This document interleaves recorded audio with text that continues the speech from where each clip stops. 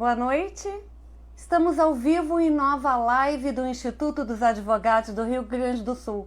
Aqui é a jornalista Terezinha Tarcitano, assessora de imprensa do IARGS. A convidada de hoje é a doutora Melissa Teles Baruffi, presidente do Instituto Proteger, que falará sobre o tema Senado Federal aprova alterações na Lei 12.318/2020. Lembro que o dia 25 de abril foi o Dia Internacional contra a Alienação Parental.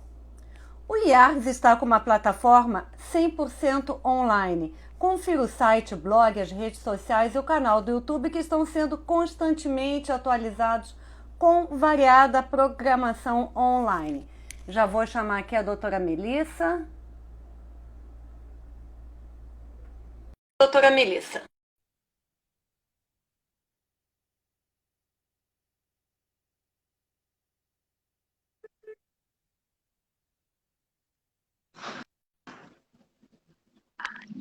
Tem que tirar a câmera, querida. Maravilha. Como vai? Seja bem-vinda novamente nessa nova live do IARGS, falando sempre sobre assuntos tão importantes. Boa noite a todos, que felicidade estar mais uma vez aqui nesse Instituto do meu coração. Boa noite a todos que estão chegando, estou aqui me organizando. A doutora Melissa estava num compromisso, mas conseguiu chegar a tempo da gente fazer a live do dia de hoje. O artigo dessa semana foi elaborado pelo membro do Conselho Superior do IARGS, o Dr. Tiago Sarmento Leite, com um texto em homenagem ao desembargador Silvino Joaquim Lopes Neto, ex-presidente do IARGS, que faleceu em janeiro desse ano. O tema é O IARGS e o advogado Silvino. Todos os artigos estão publicados, tanto no blog quanto no site. Inclusive, temos um artigo da doutora Melissa, que foi publicado há 2 semanas, tratando sobre o mesmo assunto que vamos falar hoje aqui na live. Essa live vai estar publicada amanhã no canal do YouTube. Todas as nossas videopalestras e lives estão ali publicadas. Quem não se inscreveu, vai lá e coloca Instituto dos Advogados do Rio Grande do Sul ou IARGS. Doutora Melissa, tá com fone de ouvido? Porque está dando um pouquinho de eco. Eu já vou colocar, daqui um pouquinho já coloco. Maravilha. Seja bem-vinda novamente. Vou ler o seu mini currículo. Doutora Melissa Teles Baruffi é advogada, fundadora do escritório de advocacia Melissa Teles. É associada do IARGS, cursou MBA em Direito Civil e Processo Civil na Fundação Getúlio Vargas e especialização em Direito Civil, com ênfase em família e sucessões, no Instituto IDC Carreiras Jurídicas. Capacitação em holding familiar, planejamento patrimonial e sucessório. Capacitação em Direito da Infância e Juventude pelo Conselho Nacional de Justiça, presidente da Comissão Nacional da Infância e Juventude do Instituto Brasileiro de Direitos de Família e BDFAM, presidente do Instituto Proteger e segunda vice-presidente do Lar Santo Antônio dos Excepcionais. Boa noite. Maravilhoso. Boa noite, querida. Conseguiu o fone de ouvido que está dando um pouquinho de eco? Não, eu estou pedindo aqui, vão trazer para mim, como tu disseste aqui, eu acabei me atrasando, né? Mas jamais deixaria, eu acho que eu ia entrar na live no carro mesmo, eu estava numa mediação em Canoas. Já estava pronta para fazer a live lá do Uber, né? Sem problema. Exatamente, vale tudo aqui para gente. Então, a live de hoje é sobre o Senado Federal aprova alterações na Lei 12.318/2010. 25 de abril foi o Dia Internacional contra a Alienação Parental. E uma de suas principais bandeiras no Instituto Proteger é a proteção integral da criança e do adolescente. Fale um pouco mais sobre essa lei, doutora Melissa. Bom, boa noite, sejam todos bem-vindos, né? Já quero dar uma saudação especial aqui para a diretoria do Instituto Proteger, que já está se fazendo presente. A doutora Samanta já entrou, já vou convidar todos para participar para assistirem a live da doutora Samanta com a doutora Glícia Brasil, né, que está salva lá no Instituto Proteger, que também fala sobre esse tema, e realmente assim está um espetáculo, e indico aí para que todos se aprofundem nesse tema, né, agradecendo mais uma vez o IARGS, nossa querida presidente, doutora Sulamita, por essa parceria que nós temos junto com o IARGS. Como é importante esse espaço para que a gente consiga divulgar essas causas, né, que a gente chama de causas protetivas da nossa criança, do nosso adolescente e da família, na verdade, porque hoje nós vamos tratar de uma lei que ela fala sobre a proteção de toda a família. Quando a gente está falando de criança e adolescente, a gente está falando de toda uma família. E quando nós tivemos aí um enfrentamento, né, das propostas de revogação da lei da alienação parental, o IARGS foi muito importante, foi um dos institutos que apoiou o Instituto Proteger em todas as manifestações, inclusive nós pedimos para ser amigo da corte, né, na ação de inconstitucionalidade, porque chegaram a mover uma ação de inconstitucionalidade da Lei 12.318 de 2010.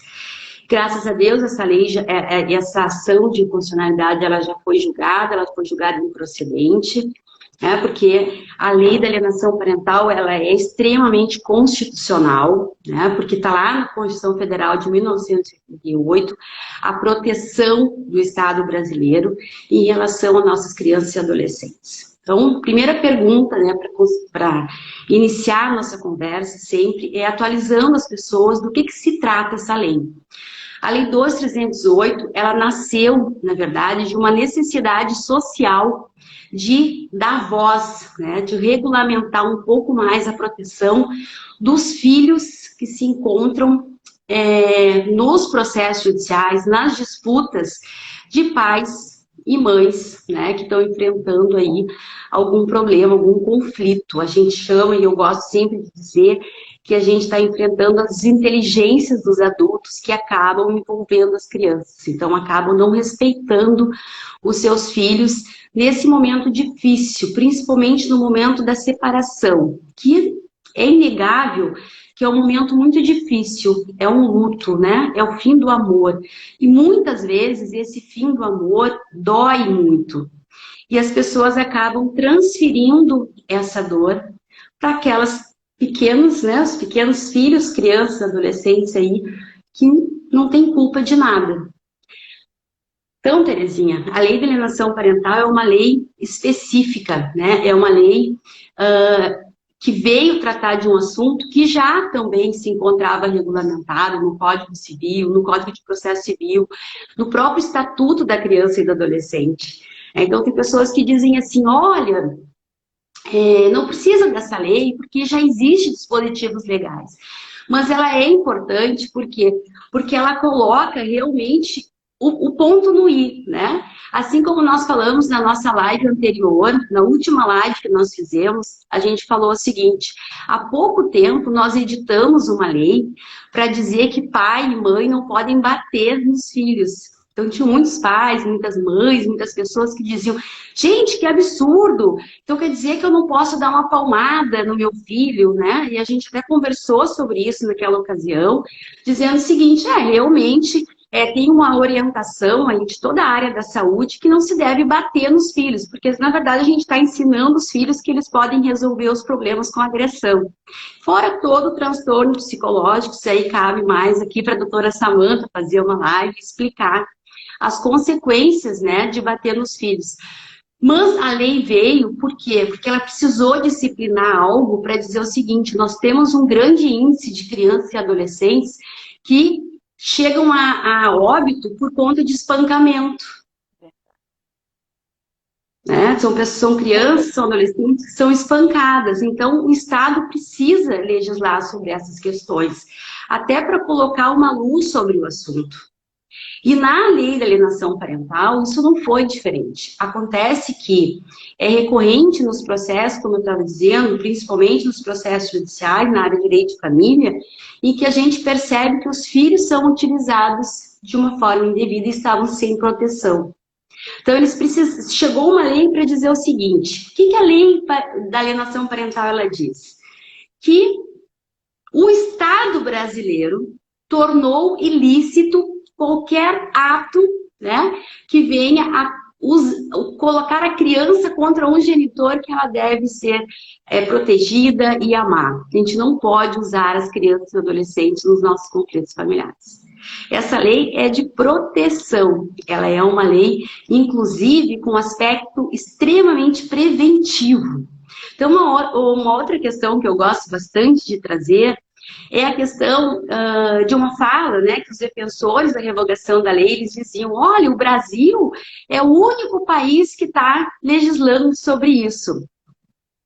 Foi feita uma pesquisa e realmente o Brasil é eu acho que ainda é o único país que legislou com a intenção preventiva. Vou explicar para vocês. Existe, acho que foi a doutora Andréa Calçada, que fez um levantamento. Nós temos muitos países americanos, os Estados Unidos, por exemplo, que usa a teoria da alienação parental, mas quando a criança já está sendo prejudicada. No Brasil, a nossa lei, ela diz o seguinte: percebendo qualquer ato de alienação parental, qualquer indício de alienação parental, o juiz já pode fazer o quê? Advertir as partes. Ele pode dizer o seguinte, olha, não pode cometer esse ato de alienação parental, porque esse ato de alienação parental é contrário ao sistema judiciário brasileiro. Eu não preciso que essa criança nem tenha sentido ainda os reflexos dessa alienação parental, porque a lei é preventiva. Então, isso é extremamente importante dizer. Assim como nós somos um país também pioneiro na Lei Maria da Penha, né? Porque nós precisamos proteger. E a doutrina da proteção integral, ela diz exatamente isso. Nós precisamos agir antes que a violação do direito ocorra. Nós precisamos chegar nesse patamar no nosso país. Nós precisamos trabalhar para que crianças e adolescentes sejam privados, né, de qualquer ato de violência.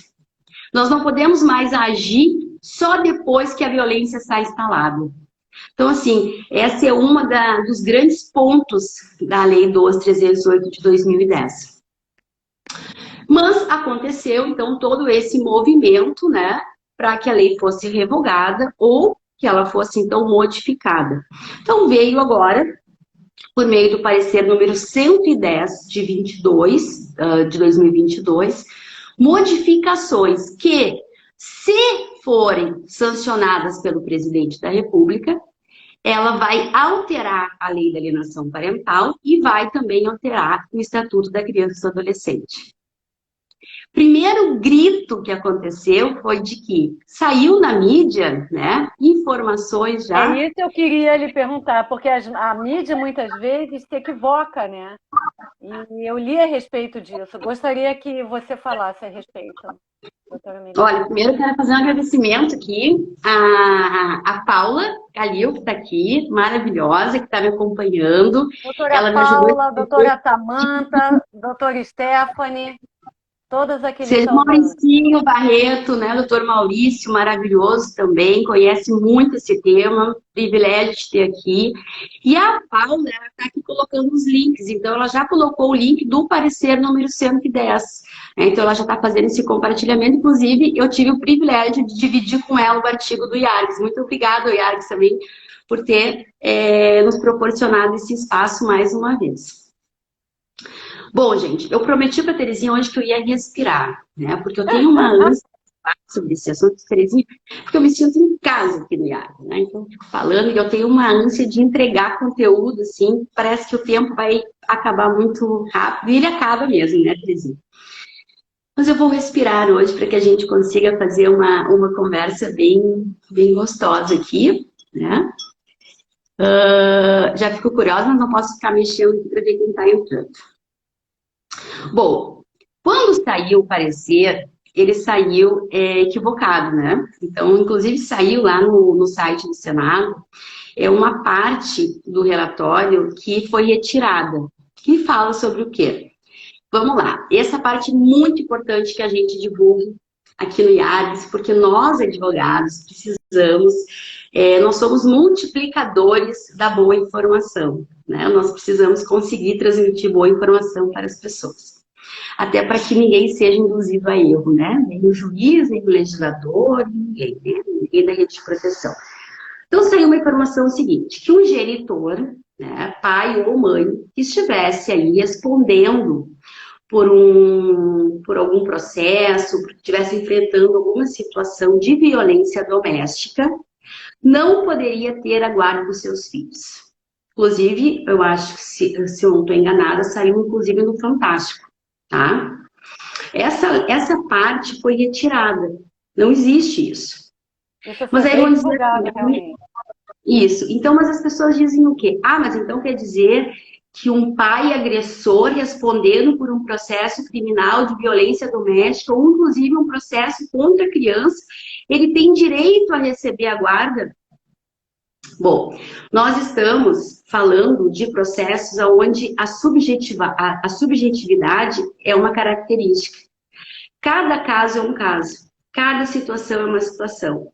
Então, assim, vamos por um exemplo. Nós temos um casal que realmente eles estão com um conflito conjugal bastante aguçado.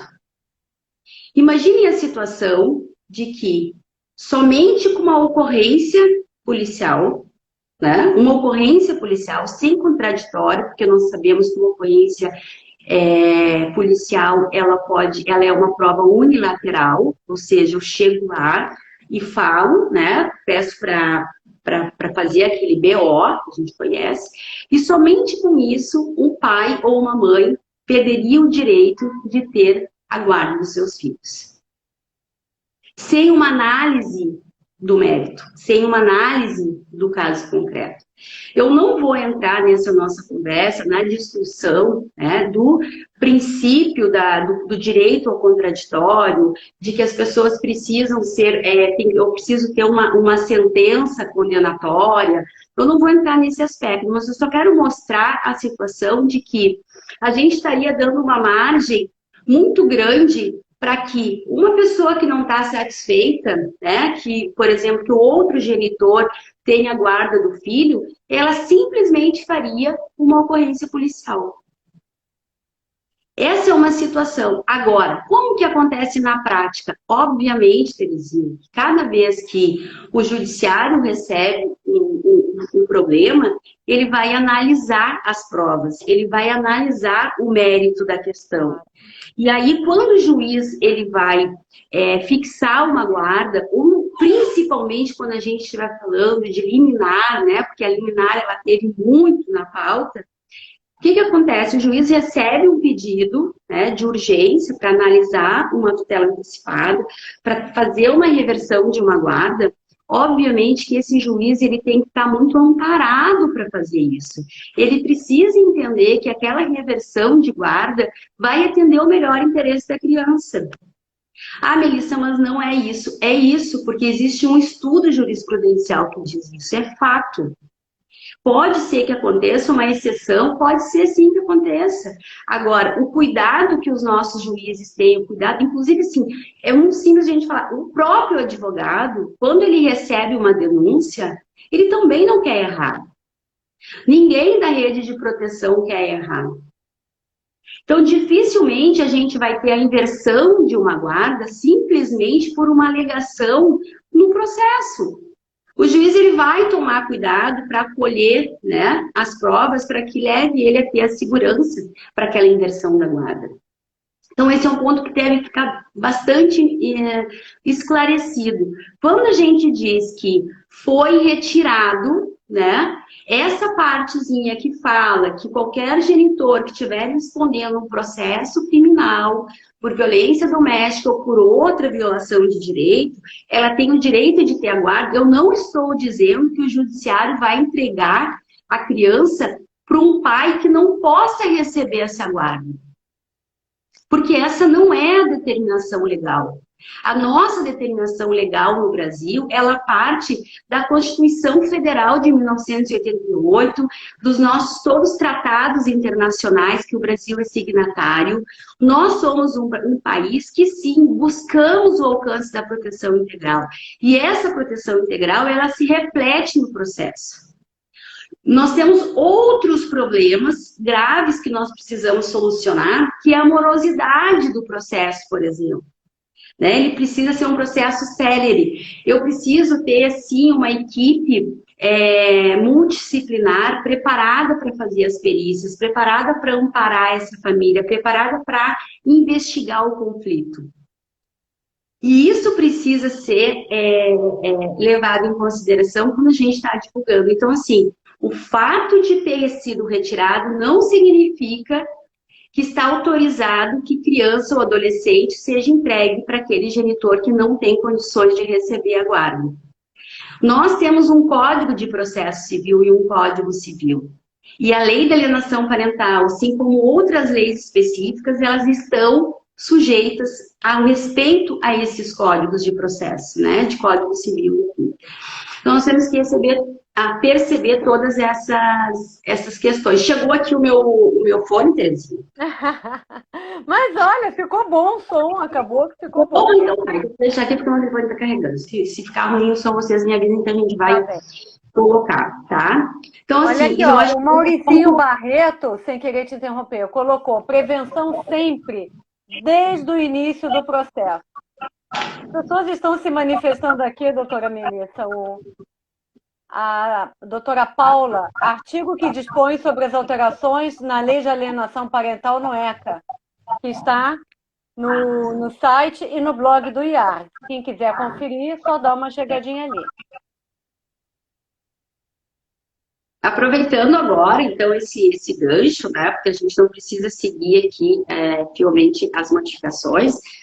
Outro ponto também que precisa ser observado é que foi retirado, né, um inciso importante que dizia o seguinte: eu sempre chamei esses incisos da lei como atitudes preventivas que o juiz ele pode vir a ter em casos de ocorrência de alienação parental, né? Que nós temos lá advertir o alienador, aplicar multa, né? Aumentar o tempo da criança com outro genitor. São ações preventivas, são ações protetivas, né? Tem algumas pessoas que usam a nomenclatura de sanção. Eu não acho que seja uma sanção, né? Existe sim medidas protetivas. Agora, tinha um inciso que dizia o seguinte, que o pai ou mãe que estivesse cometendo atos de alienação parental, né, claro que isso aí ia levar muito tempo até se comprovar, ele poderia vir a ter suspenso seu poder parental.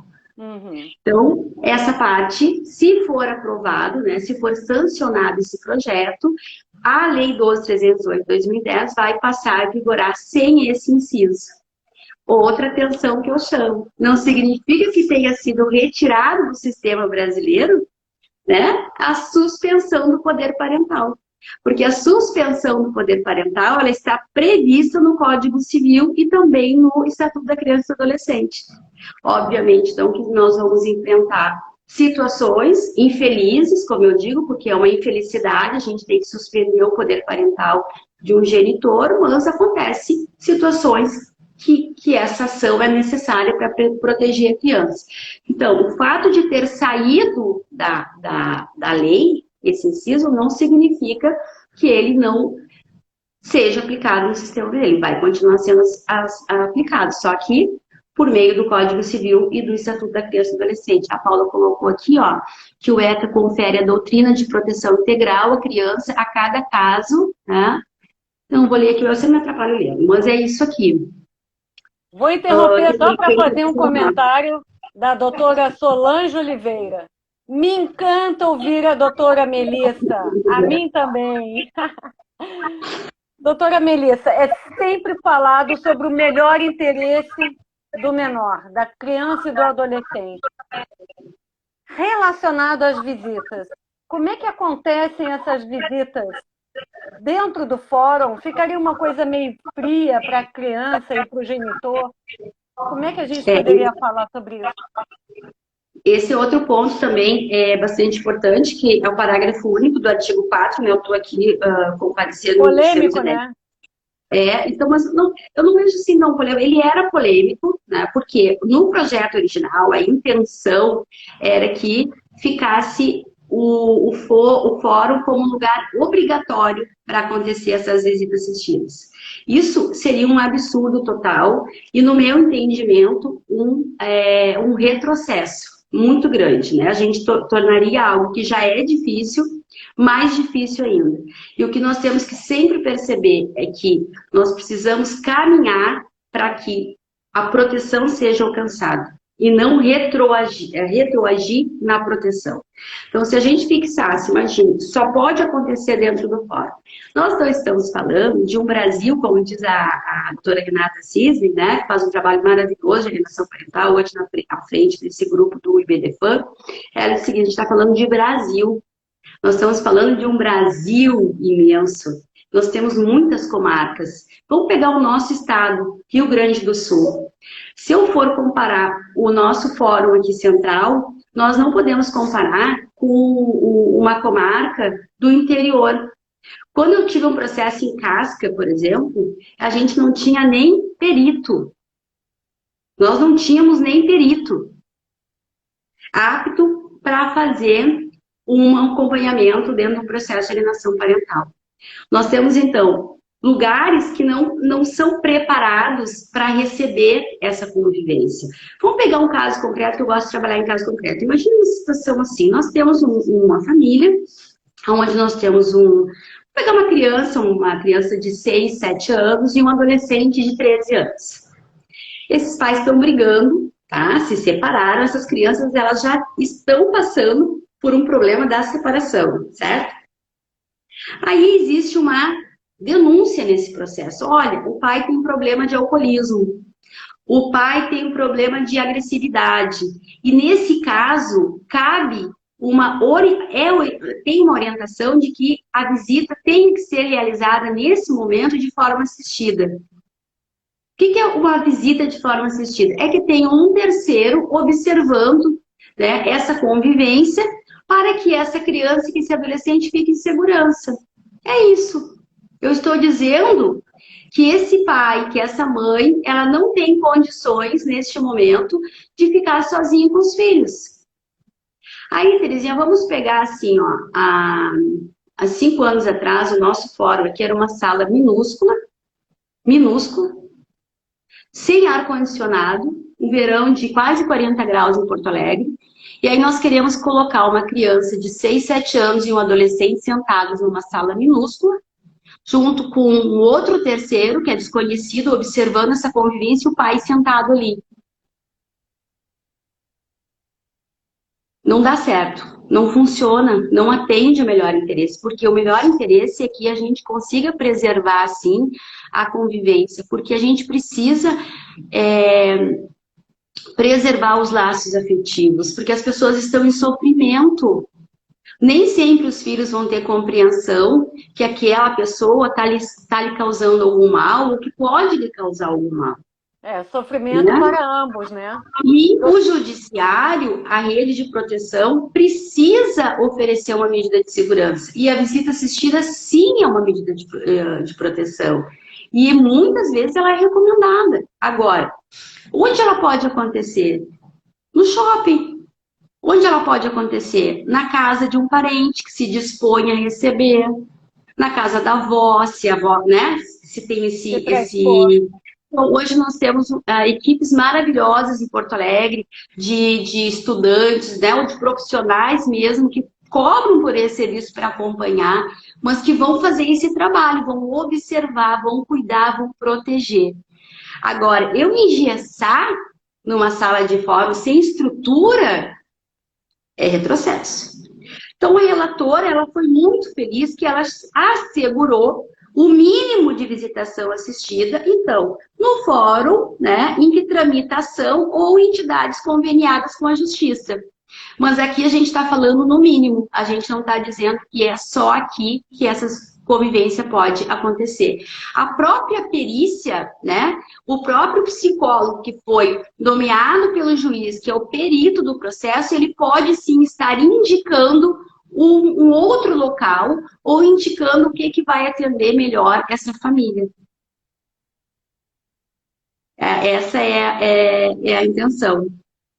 Porque a gente diz assim, que há iminente risco de prejuízo à integridade física ou psicológica da criança ou do adolescente, atestado o profissional eventualmente designado pelo juiz para acompanhamento das visitas. Perfeito.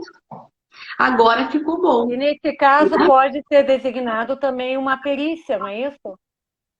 O que acontece? Uma perícia psicológica. A maioria dos nossos processos, e eu não preciso nem estar falando de alienação parental, eu posso ter um processo, por exemplo, onde eu tenho uma discussão de guarda, né, ou de convivência, o juiz pode entender que esse processo tem que ser encaminhado para perícia biopsicossocial, vai trancou, né? Mas, inclusive, a doutora Glícia fala isso, que a gente tem que entender essa palavra também, o biopsicossocial, porque a gente está falando de uma perícia realizada pelo psicólogo e uma perícia realizada pelo assistente social. São dois profissionais que vão olhar para essa situação, cada um no seu aspecto, né? E vão, então, emitir um laudo, né? um documento, explicando para o juiz qual é aquela situação. Então, muitos casos, né? Em muitos casos, nós temos, sim, a necessidade dessa perícia. Certo. O doutor Cassiano Santos Cabral, ele diz aqui, o ECA confere a doutrina da proteção integral à criança e cada caso, entendo, deve ser analisado individualmente. Se, por um lado, o inquérito não tem contraditório, pode haver no inquérito prova.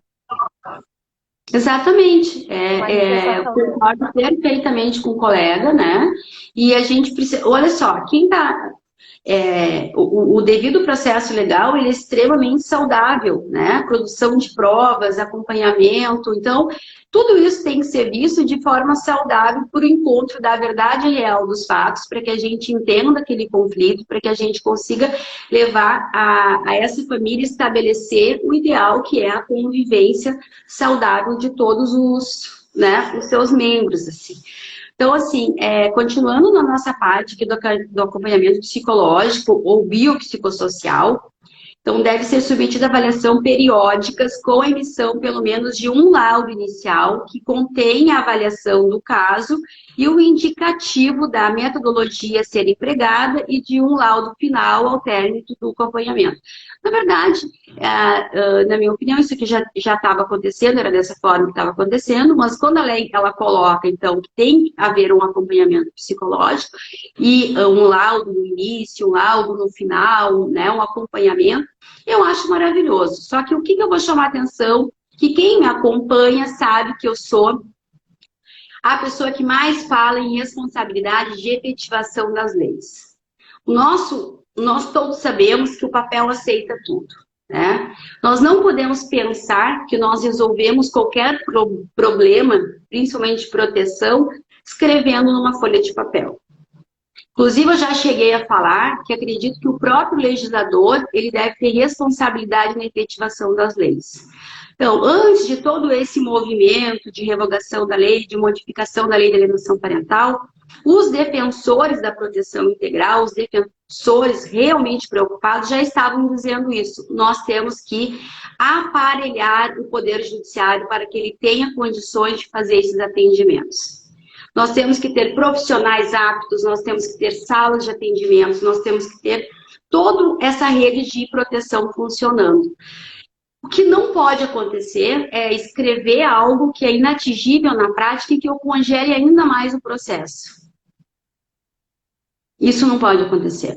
Uma criança, um adolescente, uma família não pode ficar aguardando 2, 3 anos para ter um laudo, uma avaliação psicológica dentro do processo.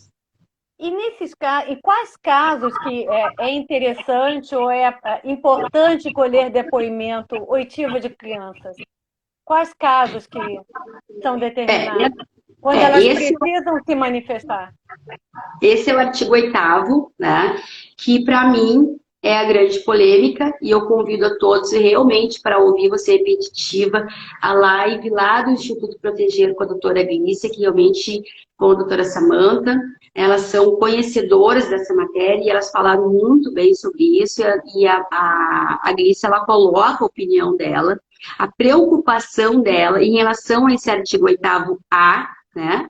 Que vai passar a vigorar, caso seja sancionado pelo presidente, da seguinte forma: sempre que necessário, depoimento ou oitiva de crianças e adolescentes em casos de alienação parental, eles serão realizados obrigatoriamente nos termos da Lei 13.431, de 4 de abril de 2017, sobre pena de nulidade processual.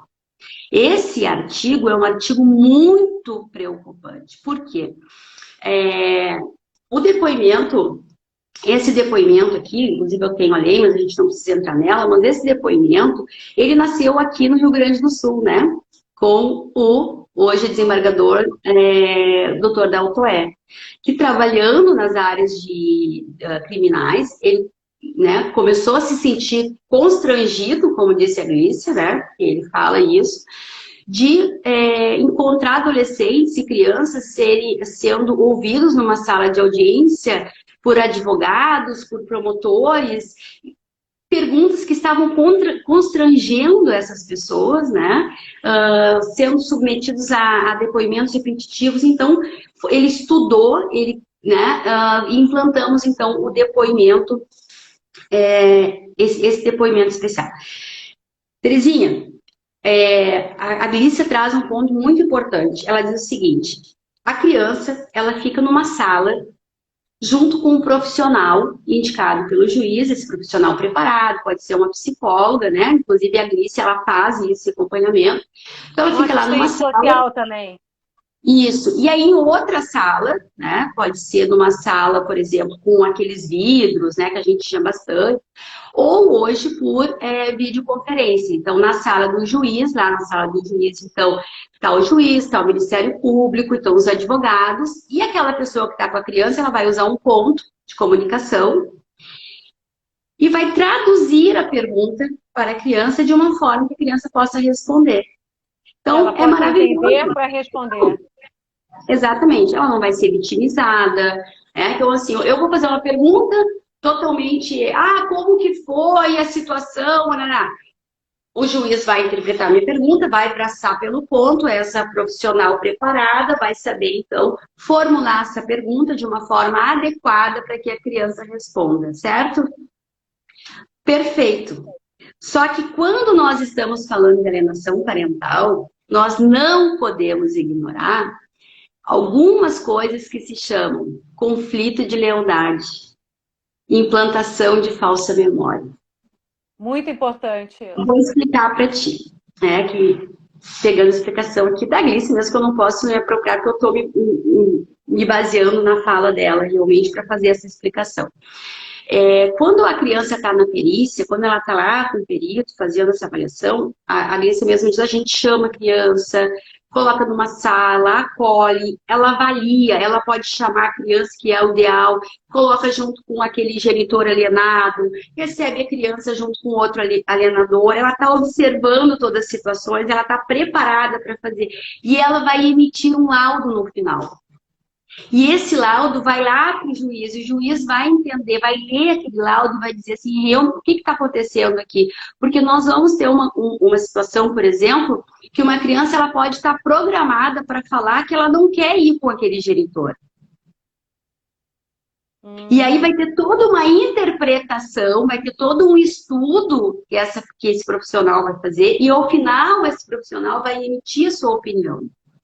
Lá no depoimento, esse da sala, o juiz ele vai estar só olhando aquela situação. E aí vai ser dado o termo daquela situação. Não tem uma interpretação. Aquele profissional que estava na sala com a criança não vai emitir uma opinião, uma avaliação sobre aquilo. Então, o que vai acontecer? Nós temos um vício de vontade. Aquela criança, ela pode ter sido programada, ela pode ter sido chantageada, ela pode estar numa situação que ela não pode falar o diferente. Então ela chega ali e diz assim: gosta do papai? Não, não gosto. Que acaba, não quero, não vou ficar. Acabou. A chamada implantação de falsas memórias também. Quando a gente está conversando sobre alienação parental, quando a gente está conversando sobre essa situação, nós não podemos olha só o que eu vou falar. Se a nossa intenção é de realmente proteger, se a nossa intenção realmente é de livrar a criança desse conflito que ela está inserida, de tornar esses pais talvez até mais aptos, né, para que eles consigam ter uma compreensão e parem de agir dessa forma, porque o sistema brasileiro ele não quer prender ninguém por alienação parental. Ele não quer tirar a guarda de ninguém. Ele não quer fazer mal para ninguém. Ele quer proteger. Proteção. Então, essas são as situações que a gente tem que levar em consideração. Então, se nós realmente queremos atingir, alcançar a melhor proteção, nós precisamos entender o seguinte: eu tenho que entender o que está acontecendo. Nós podemos ter, e é muito fácil de a gente ter, um adolescente, uma criança com uma implantação de falsa memória e um conflito de lealdade.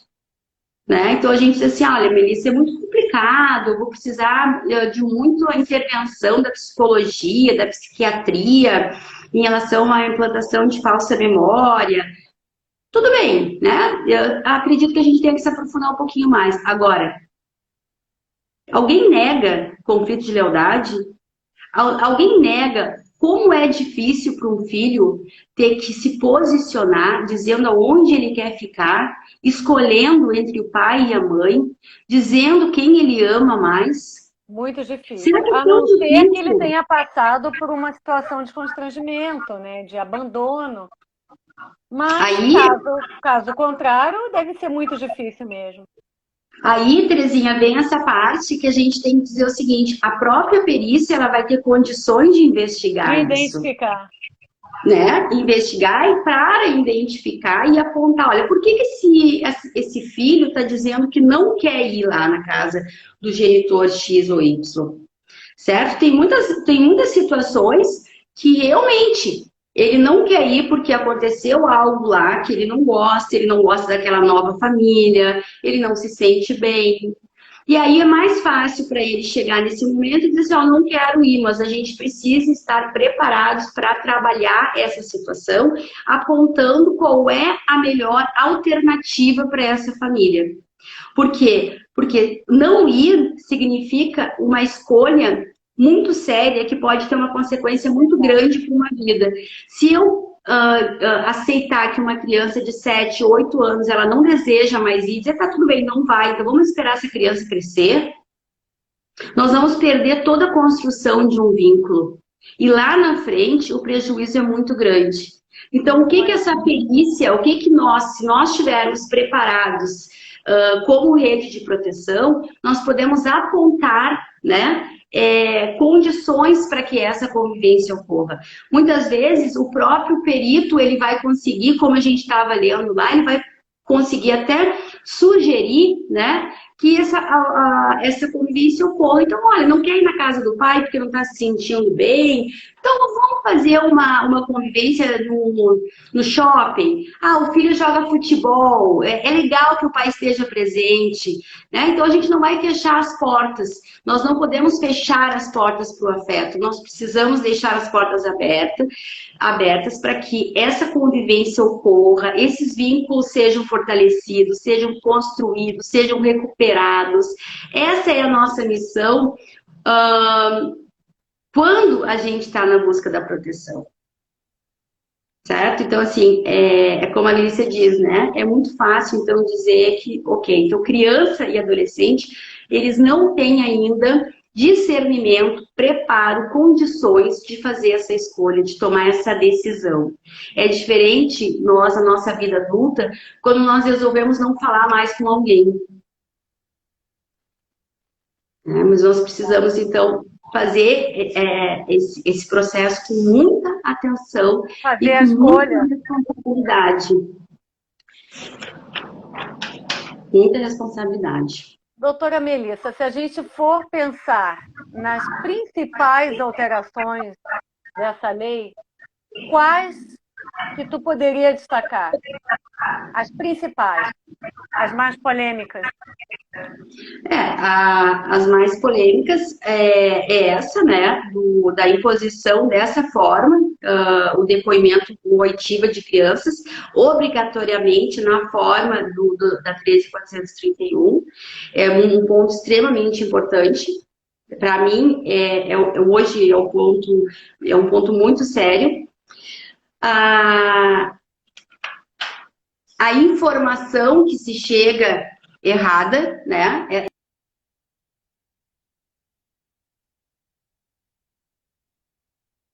Deu um probleminha. É só voltar. Volta a câmera. Volta para Eu ti. queria mostrar para vocês a Pronto. minha coleção Deu de certo. lápis. Então, assim, o que que o que que eu vejo, né?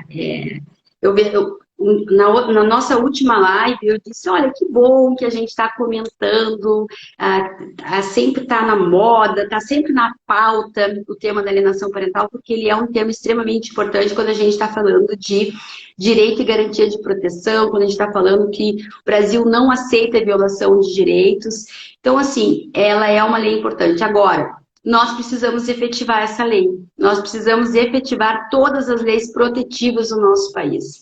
Nós precisamos agora, todas essas pessoas que se esforçaram para a mudança dessa lei, eu faço um convite para que elas venham, né? Para que a gente crie um movimento forte para que a lei seja realmente efetivada. E que a gente, de fato, tenha a intenção de proteger esses filhos. Então, assim, chega, né, de priorizar pai e mãe.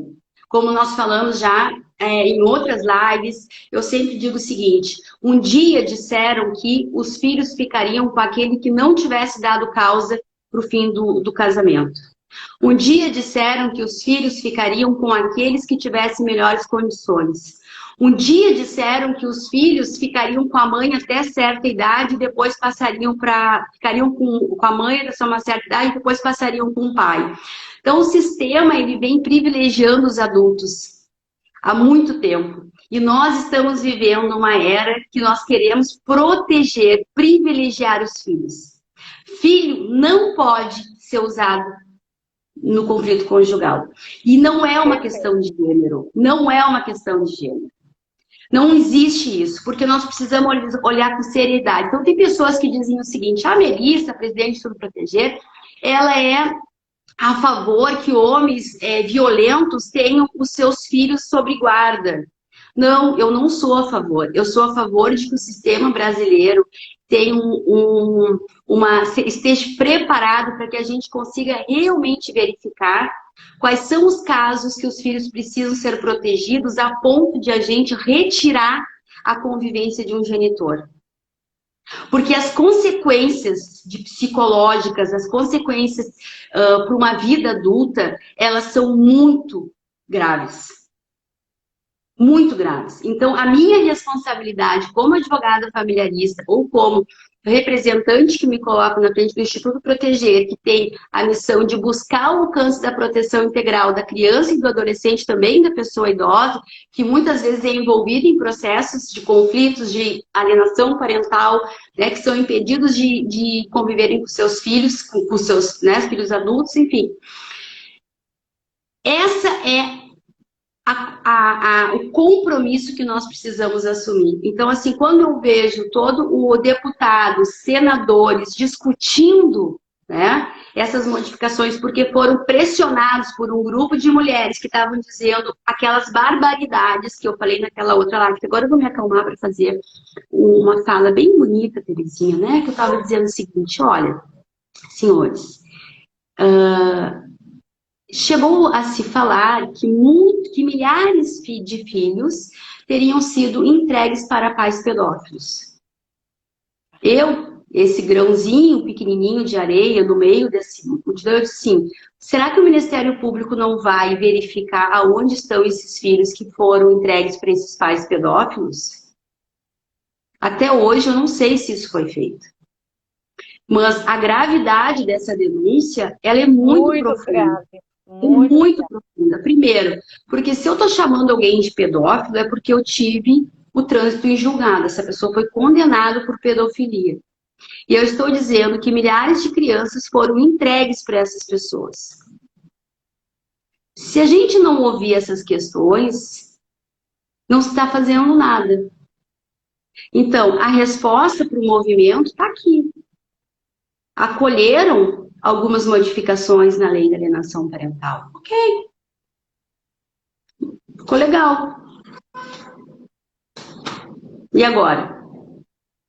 Né? E agora? A gente vai efetivar o que está escrito aqui, nós vamos implantar o que está escrito aqui, nós vamos ter um compromisso realmente de privilegiar os filhos frente aos conflitos familiares, ou a gente vai continuar colocando os filhos como situação de né, objeto, porque isso já não faz mais parte do nosso sistema brasileiro, da atualidade social que nós estamos vivendo.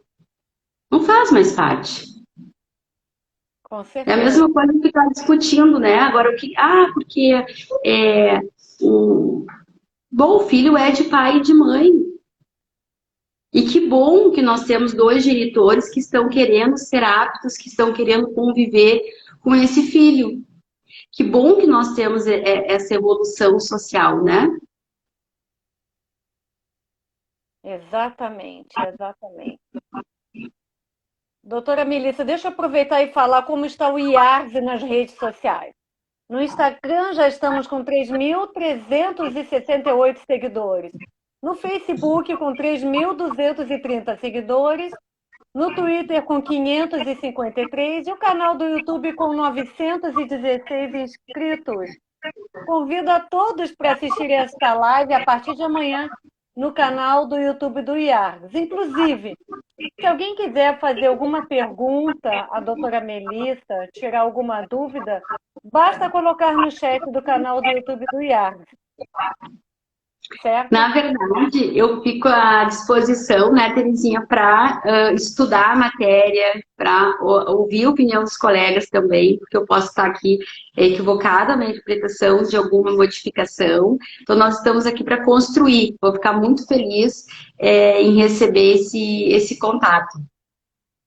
A doutora Sulamita Santos Cabral está aqui nos assistindo, dando boa noite.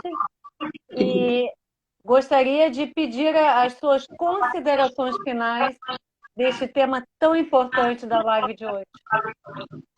Agora, só vou aproveitar porque eu tive pedido autorização para convidá-los, né, a participar, a visitar o canal do YouTube Melissa Teles Barroso, que na verdade foi criado por sugestão dessa mulher maravilhosa, Terezinha, que está sempre incentivando para compartilhar conteúdo. Eu acho isso maravilhoso. Muito obrigada, Tereza. É sempre um prazer contar contigo, né?